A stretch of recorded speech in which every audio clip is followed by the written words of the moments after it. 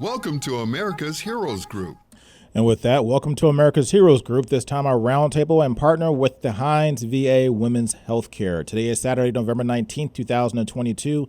November is Military Family Appreciation and Alzheimer's Disease Awareness Month. You just heard Cliff Kelley, our host. I'm Sean Claiborne, National Guard veteran and co-host. Our executive producer is Glenda Smith, and our digital media producer is Ivan Ortega of Scouts Honor Productions. And we have a panelist with us today. Miss Sonya Ebhotemen is a U.S. Marine Corps veteran and lead peer specialist at the Hines VA Medical Center working with patient experience. We're going to talk about peer support services and peer support groups. Did I say your last name right? Last name is Ebhotemen. Ebhotemen. Is that right? Is that, okay. I want to make sure we got that correct. right. Think of your elbow. Huh? Timon. Okay, yeah. Think of your elbow, Timon. There you go. Appreciate that. So now, what do we have to talk about peer support services and groups? Because I know this is a very important topic. Peer support groups are very helpful in the healthcare field. And I know we're getting a lot of traction with this in the VA healthcare system. So what do you have to tell us about that? So first thing I wanted to say about peer support in general, what it is. So peer support is actually a new provider class where veterans who have already navigated the systems in VA who are in successful recovery journeys, whether it's from a mental health journey or a substance abuse journey. And our job is to come alongside other veterans and also help them navigate the system. Kind of like the buddy system when we're in the military. Mm-hmm. The benefit of that is that the peer specialists that they work with have the patient experience, but we also have the employee knowledge. So we're able to get them to the right resources that they need and also utilize our own recovery journey to help connect them to services in VA or services in the community of their choice. So how successful are these peer groups when you put veterans in peer groups? What are some of the things that they experience, and what kind of success do they have with these? So I can say that, first of all, veterans like to talk to other veterans.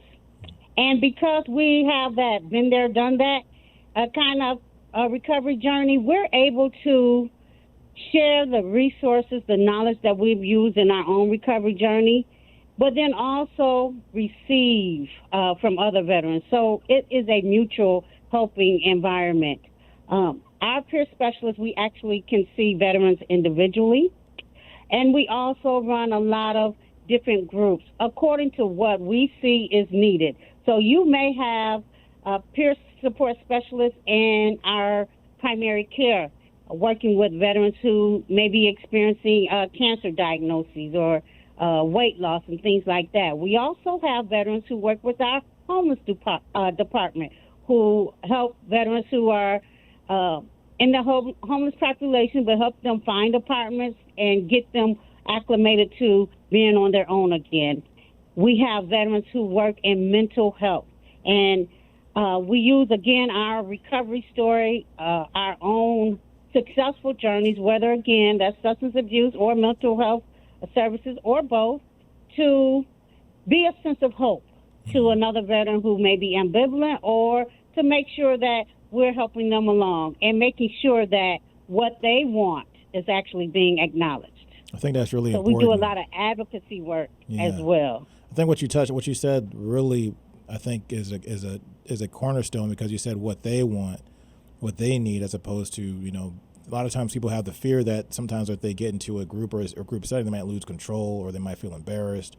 How do people overcome that initial fear, and how easy is it to get into a peer group? Well, first of all, peer specialists, one of our greatest weapons, I'll say, with peer service and overcoming that ambivalence is the power to tell our own story. And so our peer specialists at Hines, you can hear them nationally. You can hear them across the hospital, out in the community, telling their story to, again, give that sense of hope to other veterans. And by doing that, the veterans have an open door. We open that door for them to come talk to us. There have been times when peer specialists have met another veteran at the front door and walked them through to their appointment, sat with them, waited till they're finished, and walked them back out. And all the time that we're with them, we are communicating what recovery looks like. We're communicating that the respect of getting help for the services that you need, getting mental health help is the same as getting help if I would have broken my arm. Mm-hmm. It's just a different system of my body. So we really, really push the principles of recovery, like person-driven. Mm-hmm. You get to decide what your recovery journey looks like. You get to decide who your support people are going to be in your recovery journey. You get to decide where you're going to live, all of those things. And then our job is to advocate. Another thing that peer specialists do at Hines is we act as a liaison between our clinical department that may not have the military background and may not understand some of the lingo that our military veterans actually use. We can help smooth that communication gap, bridge that gap, and get the veterans exactly what they need. Can I ask you a personal question? You can.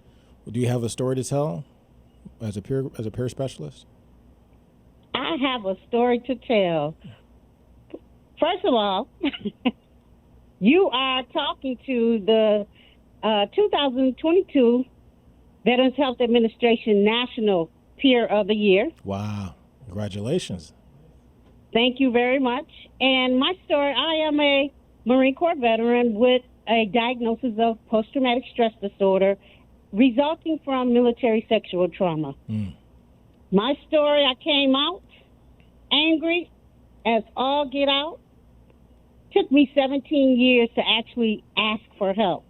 And that only came after going through the homelessness multiple times and having one of my children actually come to me and say to me that she wanted to commit suicide. And so it was at that moment when I said to myself, I can't keep faking it until I make it. I have to get help so that I can help my daughter. And that was in 2010 when I went to the VA. And that was after calling the Veterans Crisis Line. I dialed that Veterans Crisis Line number, and the person on the other line sat with me for an hour and a half. Wow. Instructed me to go to Hines. And when I went to Hines, as I was traveling on bus through the parking lot, I started to cry because I felt like I was back at home. Felt like I was back on the military base. And to be honest, when I went into mental health intake, person talked to me for 15 minutes and wanted to prescribe me a medication. Now, I'm a black woman, and at that time, the only thing I knew about mental health was from watching Jack Nicholson and One Flew Over the Cuckoo's Nest. So giving me a prescription after 15 minutes was not happening for me. I heard that. And before I went and left, she stopped me and gave me other resources, which was fantastic. From there, I utilized several different programs at Hines. I went through the trauma services program. I went through the homeless program. I participated in compensated work therapy, now called Woke Rehab. I actually volunteered at the hospital. And for the last, I think that was in 2010, 2011, I had a major surgery. And in 2012, I began working at Hines. Wow. I began working at Hines as a vocational specialist, helping other vets find work. 2013, I went to Captain James Lovell VA as a peer specialist and then came back to Hines. One of the things that happened when I went through trauma services is I was the last cohort of all female veterans going through a trauma program. Wow. And so when I went back to Hines, the first thing I did was start a women's program, a women's group. And that group has been running since 2014, 2015. It is entitled Confident and Courageous. Confident and Courageous is an actual program where we bring the ladies in, give them lessons on the 10 principles of recovery, and then we empower them to think about what recovery is going to look like for them, and then come up with different projects and empower them to develop that project from beginning to end while we're supporting them in what they're doing. Absolutely going out into the community and making sure those things are happening. And I feel like by having them create the programs and taking it out in the community, it gives them the sense of hope. It helps them remember the strengths that they had while in the military and reactivate those strengths. Our ladies, and right now that actual program is actually being piloted and getting ready to go nationally across the VA. Wow. So we're really happy about that. That's a remarkable story. And I mean, if somebody were to meet you on the subway or meet you at a bus stop or meet you at work, they would never think they will see a successful, proud, strong black woman who's looks like she got it all together, never had no problems in life, probably was an Ivy League graduate from Harvard or something like that. They would never think that, well, first of all, most civilians would never think that associate you with the Marines, first of all. Second of all, right. They would never associate that, wow, this person might have been homeless at one point in time. And it goes to show that you really can't judge a book by its cover, but also we all have stories to tell. Every last one of us have a story to tell. And I like to say that the storms that I went through, right, were not just for me, right? I had to learn a lesson in those storms. But those lessons that I learned were also for other vets that I run into, other civilians that I run into. And so the things that I went through, though it was hard at the time, it wasn't in vain, because what was meant for harm or what was the bad things in life actually is my greatest joy and what I use to help other people. That is where my passion lies. And I like to tell people it's a wilderness experience or a desert experience. And most people think when you go to the desert, there's no growth. But there's a lot of things that actually go through the desert. And we talk about those things in group with the ladies and talk about all the different lessons that we learn and how we can use those lessons to give back to other people. So right now, our ladies are working on a lot of volunteer projects.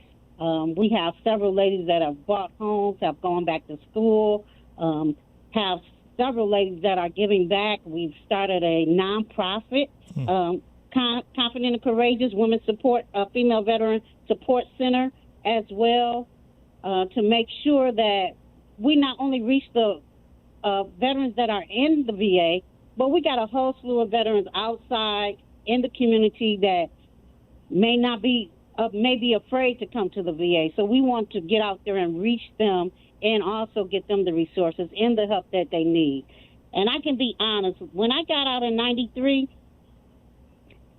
there was not a lot of programming for females in VA. Wow. Which is why I didn't go to the VA. Why was that? Why do you think that was?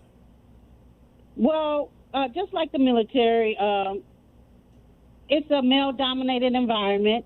A lot of the resources were for male. And to be honest, women make up maybe 3% of the entire military. So there was not a big number of women in VA.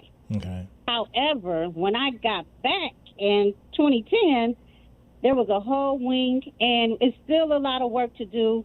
And I'm just happy that I'm part of the team that's advocating for us to make that a more equal environment, because women serve too, and we serve just like our male counterparts. All of us wear the boots, and so we are really, really creating projects and doing things to make sure that people know we serve.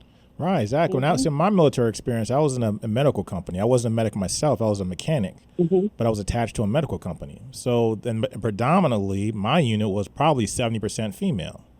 So when even going to basic training, I remember back to Fort Jackson and seeing where everything was segregated. I don't know if I've read some things, or they experimented with having co-ed boot camp and co-ed. Like we had co-ed AIT, but like you saw regiments of platoons and companies of women trainees.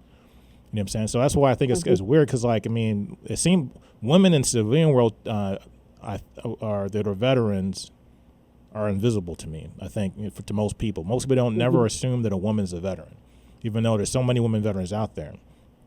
But I think men today, and I've joined in 92. I think men today are getting more aware of the fact and used to the fact that there are women serving in the military doing all kinds of tasks. And the point that, I mean, to make proof with the pudding, when you look at now how women are being recognized, women are always in combat roles, but being recognized now and saying, hey, women are in combat, or by authorizing it, right? But women are already in combat, so now you get paid for it, I guess. Absolutely. So if there's a woman sitting out there right now who's in an Army National Guard, or maybe she's in reserves and Marines, and she has a lot of things on her mind she hasn't talked to anybody about or said anything to anybody about, what would you say to that person if they're listening right now? Well, the first thing I would say is, hi, my name is Sonya, and this is who I am. This is what happened to me. Would you like to share? And then I would like to say, if you do not know, the VA, Veterans Health Administration, has a lot of different resources available to you. If you would like to know more about those resources, here is my number. Here's my email address. Call me when you get ready to come. I'll meet you at the front door. I'll walk you from appointment to appointment, from office to office, to make sure that you have everything you need. And if you want, we can go to lunch afterwards. And where does someone contact if they wanted to go to a website or make a phone call? Where would they call? So if they wanted to call me, you can dial me directly at Hines. You can reach me at 708-202-2701, my office number. You can reach me by my VA cell, which is 708-275-0773, or you can email me at Sonya, SONYA, .Ebhotemen, that's E as in Echo, B as in Bravo, H as in Hotel, O as in Oscar, T as in Tango, E as in Echo, M as in Mike, E as in Echo, N as in Nancy, at va.gov. I appreciate that for you doing that, because sharing your story, does it get easier as you do it, or was there a point when you were embarrassed, or was there a time when it transitioned one day from being an embarrassing story or being an ashamed or a stigma to like, I'm going to own this? Absolutely. There are still people in my family, my siblings, and I have 7 sisters that do not know fully my story. I have a twin sister who I've talked to about it, and one other sister who actually know the story of what happened to me while in the military. But when I first started working on my recovery journey, there was some shame. But going through trauma services and all of the lessons that they took us through, I realized that what happened to me was not my fault. And if there is any female vet or any veteran who has gone through military sexual trauma, it was not your fault.